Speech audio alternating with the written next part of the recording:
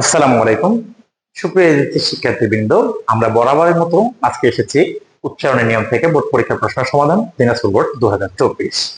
আমরা দেখবো আজকে প্রথম শব্দ জয়ধ্বনি।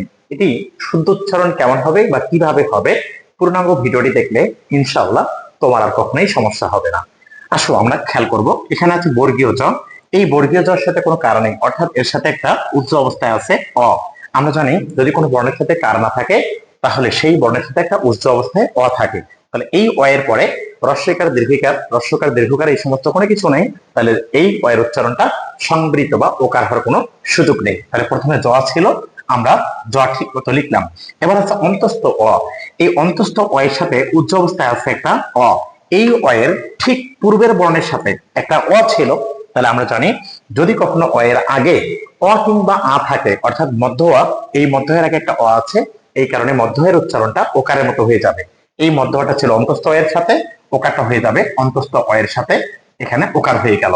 এবার আছে ধয়ের সাথে যুক্ত অবস্থায় আছে ব। আমরা জানি বফলা যদি কখনো শব্দের মাঝে কিংবা শেষে থাকে, তাহলে যেই বর্ণের সাথে বফলাটা থাকবে সেই বর্ণ দ্বিতীয় উচ্চারিত হবে। তাহলে এখানে ধয়ের সাথে বফলা, আমরা জানি ধ হচ্ছে একটি মহাপ্রাণ বর্ণ। তাহলে মহাপ্রাণ বর্ণ যদি কখনো দ্বিতীয় উচ্চারিত হয়, এখন প্রশ্ন হচ্ছে মহাপ্রাণ বর্ণ কি, আমরা কিভাবে বুঝবো? যেই বর্ণটা উচ্চারণ করার সময় শ্বাসঘাত হয়, একটা বেশি জোর প্রদান করতে হয়, সেটাকে বলা হয় মহাপ্রাণ বর্ণ। যেমন ক, এটাতে কম জোর দিচ্ছি, এটা হচ্ছে অল্প প্রাণ, কিন্তু খ এটা মহাপ্রাণ, গ অল্প প্রাণ, ঘ মহাপ্রাণ। সেম ভাবে ধ হচ্ছে মহাপ্রাণ আর দ হচ্ছে অল্প প্রাণ। তাহলে যদি কখনো মহাপ্রাণ বর্ণ দ্বিতীয় উচ্চারণ করার প্রয়োজন হয়, তাহলে আগে ওই বর্ণের অল্প প্রাণ নিতে হবে, তারপরে তোমাকে সেই মহাপ্রাণ নিতে হবে। তাহলে আমরা আগে কি নিব? আগে একটা দ নিব, পরে একটা কি ধ নিব। এবার এই সাথে একটা অ ছিল, ধয়ের সাথে যুক্ত অবস্থায় ব আছে, এর সাথে কোনো আকার অস্বীকার কিছু নাই, তাহলে এর সাথে একটা আছে অ।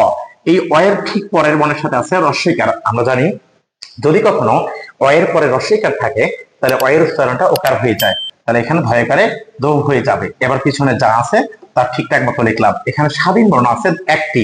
এখন প্রশ্ন হচ্ছে স্বাধীন বর্ণ কি?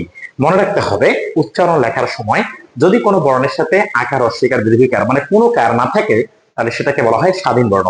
আর উচ্চারণ লেখার সময় এই সমস্ত স্বাধীন বর্ণের নিচে একটা হসন্ত ব্যবহার করতে হয়।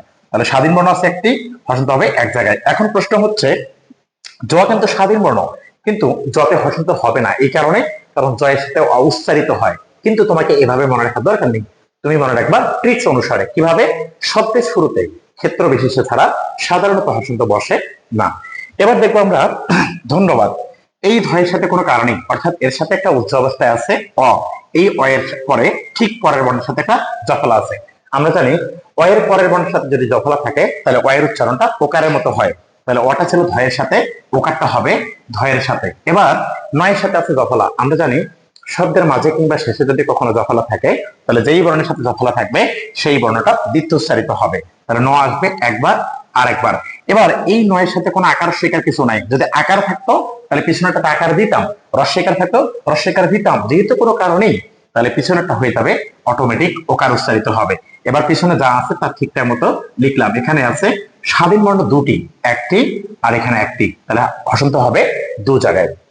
এবার দেখো হচ্ছে মধ্যাহ্ন। এখানে ময়ের সাথে কোনো কারণে, তার মানে এর সাথে একটা উচ্চ অবস্থা আছে কে অ। ঠিক অ এর পরের বর্ণের সাথে আছে জফলা, তাহলে অ এর উচ্চারণটা হয়ে যাবে ওকার। এবার আবারও দেখো তো, এখানে ধয়ের সাথে জফলা, তাহলে ধ আসবে কয়বার? দুইবার। একটু আগে বললাম ধ হচ্ছে একটা মহাপ্রাণ বর্ণ, এই জন্য আগে আসবে দ, তারপর আসবে কি ধ। তাহলে আগে আসবে হচ্ছে দ, তারপর আসবে ধ। এবার যেহেতু এখানে আকার আছে, তাহলে আকার দিলাম। হয়ের সাথে যদি কখনো ন যুক্ত থাকে, তাহলে আগে উচ্চারিত হবে নয়ের উচ্চারণ, তারপর উচ্চারিত হবে হ। তাহলে আগে হইলো নয়ের উচ্চারণ, পরে হলো হয়ের উচ্চারণ। এবার এর সাথে যদি কোনো আকার স্বীকার নাই, তাহলে পিছনেরটা হয়ে যাবে অটোমেটিক ওকার। এবার এখানে স্বাধীন বর্ণ আছে দুটি, হসন্ত হবে দুই জায়গায়। এবার দেখবো হচ্ছে পর্যন্ত। এই পয়ের সাথে কোনো কারণ নেই, তার মানে এই পয়ের সাথে আছে একটা অ, এটা হচ্ছে আদ্য অ বা অ। এই অ এর পরের বর্ণের সাথে আছে একটা রেপ। আমরা জানি যদি অ এর পরে কখনো রফালা কিংবা রিকার কিংবা যদি রেপ থাকে, তাহলে সেই অ এর উচ্চারণটা ওকারের মতো হয়ে যায়। তাহলে অটা ছিল পয়ের সাথে, ওকারটা হবে পয়ের সাথে। রেপ থাকলে উচ্চারিত হয় র এর মতো, তাহলে আগে হচ্ছে র নিলাম। এবার আছে অন্তস্থ জ, উচ্চারিত হবে বর্গীয় জ। এবার এখানে বর্ণ ছিল একটি, একটি বর্ণ থেকে বর্ণ আসছে দুইটা, অর্থাৎ জয় রেপ ছিল একটা বর্ণ, বর্ণ আসছে কয়টা? দুইটা। যদি কখনো এরকম একটি বর্ণ থেকে উচ্চারিত হয় দুটি বর্ণ, তাহলে ওই বর্ণের সাথে কোনো আকার রস্যইকার কিছু না থাকলে পিছনেরটা হয়ে যাবে অটোমেটিক ওকার। তাহলে জয়কারে কি হয়ে গেল যোগ। নয়তো আছে যুক্ত অবস্থায়, উচ্চারণ লেখার সময়টাকে ভেঙে লিখতে হবে। তাহলে আগে লিখবো হচ্ছে আমরা ন, পরে লিখবো হচ্ছে ত। এই নয়টার সাথে যদি কোনো আকার থাকতো তাহলে ত এর সাথে আকার দিতাম, যেহেতু এর সাথে কোনো কারণেই, তাহলে পিছনেরটা হয়ে যাবে অটোমেটিক ওকার। এখানে স্বাধীন বর্ণ আছে দুটি, শুনতে হবে দুই জায়গায়, একটা র এর সাথে, একটা হচ্ছে নয়ের সাথে। খুবই গুরুত্বপূর্ণ একটি শব্দ জিহ্বা। এটা তুমি অনেক সময় জিহ্বা বলেছিলে, মনে করে দেখো তো, যখন তুমি ছোট ছিলে এটাকে তুমি জিহ্বা বলছিলে, কিন্তু এটা আসলে জিহ্বা না, এটার উচ্চারণটা হচ্ছে জিহ্বা। কিভাবে আসো আমরা খেয়াল করে দেখবো। এখানে হচ্ছে হয়যুক্ত ব। আমরা জানি এই হয়যুক্ত ব এর উচ্চারণটা দুই প্রকারের হয়, একটা হচ্ছে ও, আর একটা হচ্ছে উফ। মনে রাখবা হয়যুক্ত ব এর উচ্চারণটা দুই প্রকারের হয়, একটা ওফ আর একটা হচ্ছে উফ। এখন উফ কখন কখন হয় মনে রাখবা, যদি হয়যুক্ত ব এর আগে অ কিংবা আ স্বরধ্বনি ব্যতীত অন্য কোনো স্বরধ্বনি থাকে, সেটা হতে পারে রস্বইকার, সেটা হতে পারে রস্যকার, মানে যে কোনো স্বরধ্বনি যদি থাকে তাহলে এর উচ্চারণটা হবে উফ। তাহলে যেহেতু হয়যুক্ত ব এর আগের বর্ণের সাথে আছে রস্বইকার, তাহলে এর উচ্চারণটা উফ না হয়ে হবে হচ্ছে উফ। তাহলে এখানে কি হবে, প্রথমে আছে জি, তাহলে প্রথমে আমরা জি ঠিক মতো লিখলাম। এবার হয়যুক্ত ব এর আগে রস্বইকার আছে, তাহলে এটার কারণে হবে উফ। তাহলে একটা রস্য আর একটা হচ্ছে কে ভ। এবার আকার আছে, আমরা হচ্ছে আকার দিব। এখন তোমাদের মনে হতে পারে যে এখানে থেকে স্বাধীন বর্ণ আছে, মনে রাখবা স্বরবর্ণ জন্মগত ভাবেই স্বাধীন, এই কারণে স্বরবর্ণের নিচে হয়তো দিতেও পারো, নাও দিতে পারো, বাট না দেওয়াটাই শ্রেয়। এবার আমরা দেখবো হচ্ছে দেখা। মনে রাখবা দেখ হচ্ছে একটা ধাতু, অথবা তুমি যদি ধাতু না চিনো তাহলে এভাবে মনে রাখতে পারো, প্রথমে একটা এ আছে, ঠিক একারের পরের বর্ণের সাথে একটা আকার আছে। তাহলে আমরা জানি যদি এর পরে অ কিংবা আ স্বরধ্বনি থাকে, তাহলে এর পরে বলতে ঠিক পরের বর্ণের সাথে যদি কখনো অ কিংবা আ স্বরধ্বনি থাকে, তাহলে এর উচ্চারণটা এর মতো হয়ে যায়। তাহলে এটা ছিল দয়ের সাথে, এটা হবে দয়ের সাথে, তাহলে দয়টা হলো আকার। এবার ক্ষয়কারে খা, এখানে স্বাধীন বর্ণ নেই, এই কারণে কোনো হসন্ত হবে না। এবার দেখবো হচ্ছে স্মৃতি আছে দন্তস্ব এর সাথে মশলা। আমরা জানি তালব্য, মূর্ধন্য এবং দন্তস্ব, এই তিনটা স্ব যদি কখনো সিঙ্গেল অবস্থা থাকে তাহলে উচ্চারিত হবে তালব্য। কিন্তু এই তিন স্বয়ের সাথে যদি কখনো রফলা কিংবা রিকার যুক্ত থাকে তাহলে উচ্চারিত হবে দন্তস্ব। তাহলে এখানে দন্তস্ব ছিল, এখানে দন্তস্ব হবে।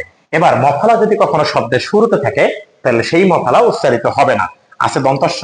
যেহেতু ম একটি নাসিক্য বর্ণ, তাহলে যেহেতু ম এখানে উচ্চারিত হচ্ছে না, এই কারণে এই বর্ণের উপরে একটি চন্দ্রবিন্দু ব্যবহার করতে হবে। তাহলে আমরা কি দিলাম, একটা চন্দ্রবিন্দু। মনে রাখবা ম হচ্ছে নাসিক্য বর্ণ, এই কারণে চন্দ্রবিন্দু হয়েছে।